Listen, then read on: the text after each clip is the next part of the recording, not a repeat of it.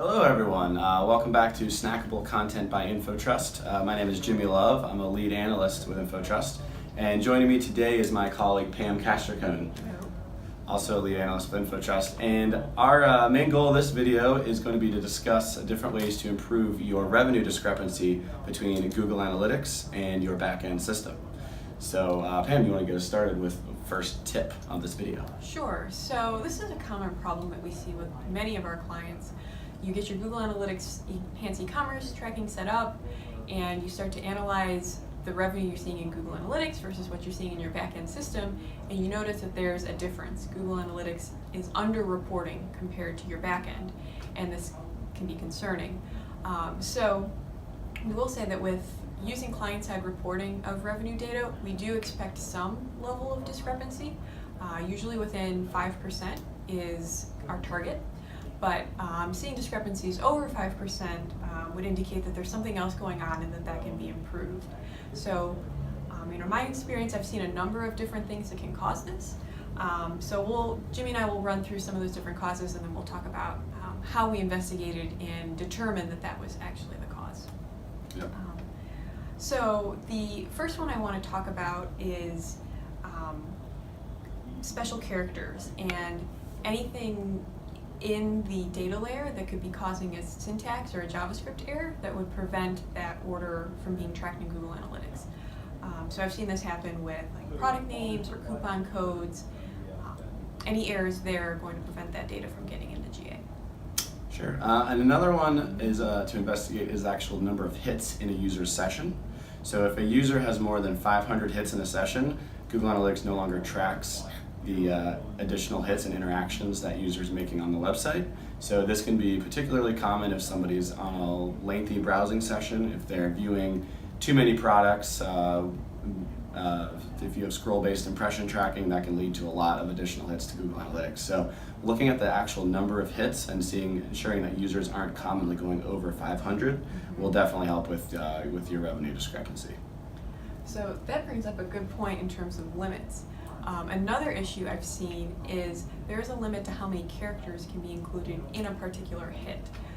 So something I've seen with all e-commerce retailers that I've worked with, if you have really large orders that are placed, or if you're a B2B site where customers place really large orders, if that hit limit is exceeded, the hit's not possible to be sent by the browser, and so that order will be missed and not tracked in Google Analytics. Yep, very common one.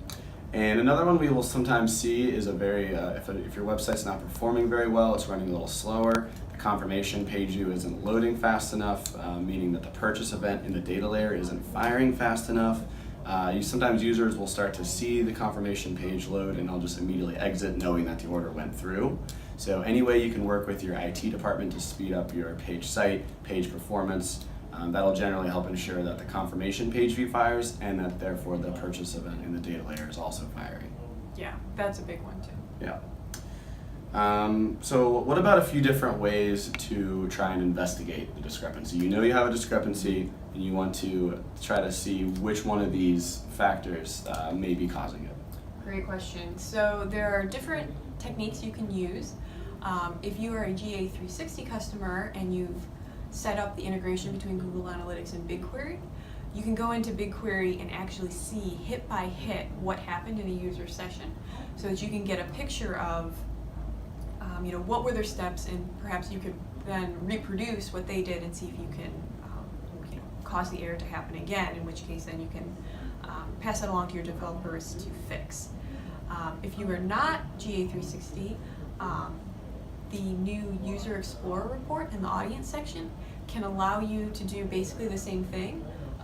It doesn't surface quite as much information as if you had access to BigQuery, but it will allow you to see step by step the actions that users took, so that you can get a better understanding of the conditions in which your order's not being tracked in GA. Excellent advice. And we also have a tool at InfoTrust called Tag Inspector. Tag Inspector can be used in a variety of means, probably more means than I can actually go through in this one video. So for more information on Tag Inspector, you're just going to have to reach out to us. Any closing thoughts, Pam?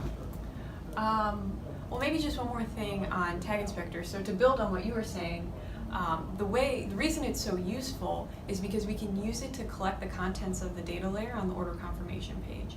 So when we were talking about potentially exceeding the hit limits or character error, special characters, syntax errors, being able to collect that information and analyze what was present when the error occurred, that can be a big win in determining what's causing that revenue discrepancy.